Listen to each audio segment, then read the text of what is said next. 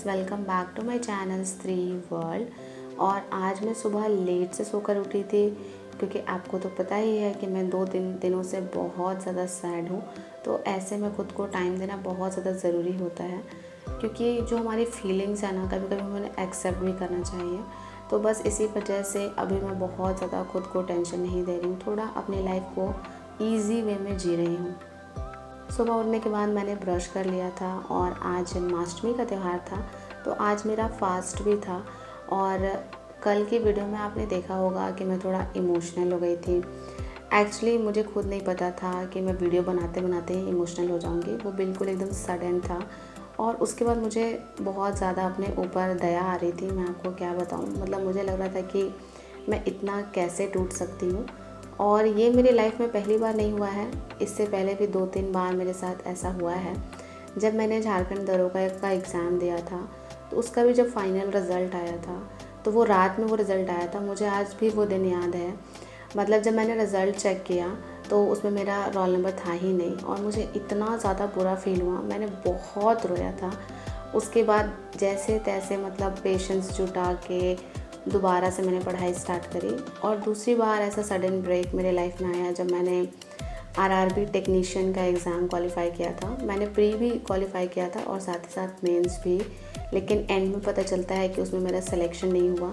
तो उस टाइम भी मुझे बहुत ज़्यादा रोना आया था क्योंकि इन दोनों एग्ज़ाम में मैंने बहुत मेहनत करी थी। तो उस वक्त मैं केवल भगवान से यही पूछ रही थी कि आपने ऐसा क्यों किया आखिर। और मैं आपको सच बता रही हूँ, कल भी मेरी यही फीलिंग थी क्योंकि इस एग्ज़ाम के लिए मैंने बहुत ज़्यादा पढ़ाई करी थी और मुझे बिल्कुल कंफर्म था कि अगर प्राइमरी को अलाउ किया जाएगा तो इसमें मेरी एक सीट पक्की होगी। और फिर जब ऐसी न्यूज़ आती है कि बिहार प्राइमरी वालों से भी बीएड को बाहर किया जाएगा, तो ऐसे ना मतलब ये सब सुन के बिल्कुल अच्छा नहीं लगता है। और मैंने ये एक्सपेक्ट नहीं किया था कि जब मैं वीडियो बनाऊंगी तो ऐसे इमोशनल हो जाऊंगी।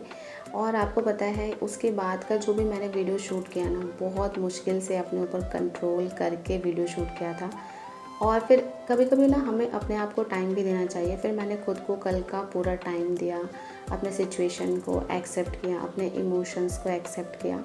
और फिर मैंने डिसाइड किया कि ठीक है, अब ये तो हो गया लाइफ में, अब क्या करना है इसके आगे, क्या यहीं पर छोड़ देना है सब कुछ या फिर आगे बढ़ना है। और आप सब ने भी बहुत सपोर्ट दिखाया मुझे, बहुत अच्छे अच्छे कमेंट किए, मुझे बहुत दिलासा दिया, मुझे मोटिवेट किया। आप सबको भी बहुत बड़ा थैंक यू। और मुझे बहुत अच्छा भी फील हो रहा था कि कम से कम अभी मेरे पास 30,000 लोग ऐसे हैं जो कि मुझे सपोर्ट करते हैं। तो आपके प्यार को देख कर ना मुझे बहुत अच्छा लग रहा था। इसके बाद मैं पूजा करने आ गई थी और आज मैं भगवान से बहुत ज़्यादा नाराज़ थी। और मैं आपको सच बता रही हूँ, मुझे बहुत अच्छा फील नहीं हो रहा था। भगवान से मैं पूछ रही थी कि आखिर आपने मेरे साथ ही ऐसा क्यों किया। क्योंकि इस बार ना मतलब बहुत सारे स्टूडेंट थे जिन्होंने आस लगाई थी कि इस बार उनका जॉब हो जाएगा। तो मैं यही कह रही थी कि हर बार ऐसे कोई विघ्न क्यों आ जाता है, क्यों ऐसा हो जाता है कि एंड टाइम पर जब सब कुछ लगता है कि अब ठीक हो जाएगा और उसी समय कुछ बुरा हो जाता है। आखिर ऐसी हमारी क्या गलती है। तो बस यही सब क्वेश्चंस दिमाग में चल रहे थे। लेकिन पूजा करने का अपना ही फ़ायदा है। जब आप शांत मन से पूजा कर लेते हैं तो आपकी सारी दुविधाएं और टेंशन जो है कम हो जाती है और साथ ही साथ बहुत ज़्यादा शांति फील होती है। तो मन में जितने ज़्यादा क्वेश्चन थे मेरे, वो पूजा करते करते सारे धीरे धीरे डिसअपेयर होने लगे और मन में बहुत ज़्यादा पीसफुल फील हुआ। और पूजा करने के बाद ना मैंने बहुत अच्छा फील किया। और फिर मैंने खुद से ये क्वेश्चन किया कि जब मैं सैड हूँ तो मैं सारा काम कर रही हूँ, जो भी घर के काम है वो करना है, फास्टिंग भी रखना है, पूजा भी करना है, तो फिर पढ़ाई को क्यों नेगलेक्ट किया जाए। अगर मेरा मूड ठीक नहीं है तो मुझे और भी बाकी काम नहीं करने चाहिए अगर मैं नहीं पढ़ रही हूँ तो। लेकिन अगर मैं मूड ऑफ के साथ सारे काम कर सकती हूँ तो पढ़ाई क्यों नहीं कर सकती हूँ। तो बस इसी फीलिंग के साथ मैंने सोचा कि आज मैं भले 2-3 घंटे ही पढ़ाई करूँ, लेकिन पढ़ूँगी ज़रूर। हम कभी कभी ना यहीं पर गलती करते हैं। जैसे हम जब सैड होते हैं या फिर हमारी तबीयत ख़राब होती है तो हम बाकी सारे काम ज़रूर कर लेते हैं। किचन का काम करने के लिए या घर का काम करने के लिए हमें किसी भी मोटिवेशन की ज़रूरत नहीं होती है, लेकिन पढ़ने के लिए हमें मोटिवेशन की ज़रूरत पड़ती है। तो फिर यही क्वेश्चन मैंने खुद से किया अपने मन से कि जब मैं घर का काम कर सकती हूँ सैड होके भी, तो मैं सैड होके पढ़ाई भी कर सकती हूँ। तो बस मैंने फ़र्स्ट स्लॉट अपनी पढ़ाई का शुरू कर दिया है और फर्स्ट स्लॉट में मैं पढ़ रही हूँ इंग्लिश, और ये पढ़ना मुझे बहुत इजी लगता है, इसलिए मैंने इस सब्जेक्ट को चूज़ किया है। क्योंकि वोकैब लर्न करना, जो भी आपको लर्न करना है, ईडियम फ्रेजेस या फिर वन वर्ड सब्स्टिट्यूशन, तो उसमें आपको अपने दिमाग को बहुत ज़्यादा यूज़ नहीं करना है। आपको वर्ड्स पढ़ने हैं, उनका मीनिंग देखना है और फिर उन सारी चीज़ों को मगअप करना है। तो बस मैंने सोचा कि चलो आज यही कर लेते हैं।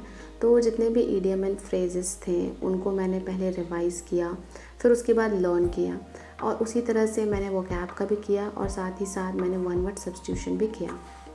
और मैं आपको क्या ही बताऊँ, यहाँ की एक और प्रॉब्लम ये है कि यहाँ लाइट रहती ही नहीं है। समझिए कि एक दिन में 5-6 घंटे ही लाइट आती है, बाकी टाइम पावर कट ऑफ रहता है। तो सोचिए कि वैसे में तो और ज़्यादा मुझे फ्रस्ट्रेशन होता है। मुझे लगता है कि यार कम से कम लाइट तो दो, लेकिन यहाँ पर नहीं। मतलब गाँव का कुछ अलग ही एनवायरनमेंट है और मैं इसमें मतलब बहुत जल्दी अडेप्ट नहीं कर पा रही हूँ। पता नहीं कब मैं इस एनवायरनमेंट को अडेप्ट कर पाऊँगी, और पता नहीं कर पाऊँगी भी या नहीं। इसके बाद मैंने थोड़ा सा रेस्ट किया और अपना सेकंड स्टडी स्लॉट शुरू किया। तो सेकंड स्टडी स्लॉट में ना मैंने किरण पब्लिकेशन की बुक से पढ़ना शुरू किया है। एक्चुअली पहले भी मैं किरण पब्लिकेशन की बुक से पढ़ती थी, बट वो बहुत पुराना वाला था, मीन्स कि उसमें 1999 से क्वेश्चंस दिए हुए थे। और मेरे एक सब्सक्राइबर ने ही सजेस्ट किया था कि दी जितने TCS ने एग्ज़ाम लिए हैं आप केवल उनका पेपर ही सॉल्व कीजिए, उससे पहले का ज़रूरी नहीं है सॉल्व करना। तो फिर मैंने सोचा कि चलो ठीक है, केवल TCS वाला क्वेश्चन ही बनाते हैं। तो आज का जो मेरा टॉपिक था ना वो था HCF LCM। एक्चुअली मैं टॉपिक नंबर 1 से बना रही हूँ। सोच रही हूँ कि शुरू से ही इस बुक को बनाना शुरू करूँ और कंप्लीट करूँ। और ये बुक काफ़ी मोटी है, लेकिन हाँ मुझे पता है कि मैं इसे कंप्लीट कर लूँगी।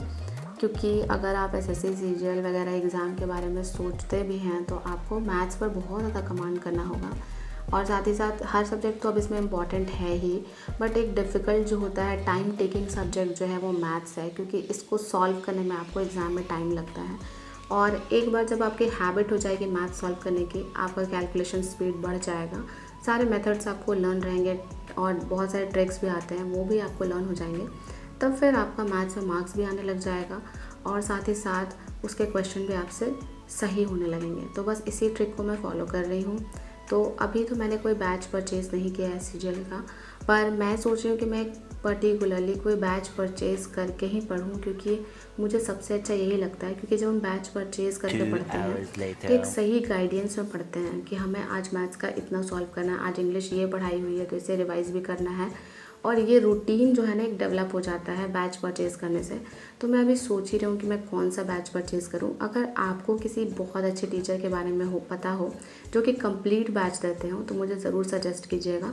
वैसे तो आज मैं सर्च करूँगी और रिसर्च करने के बाद ही कोई बैच में परचेज़ करती हूँ।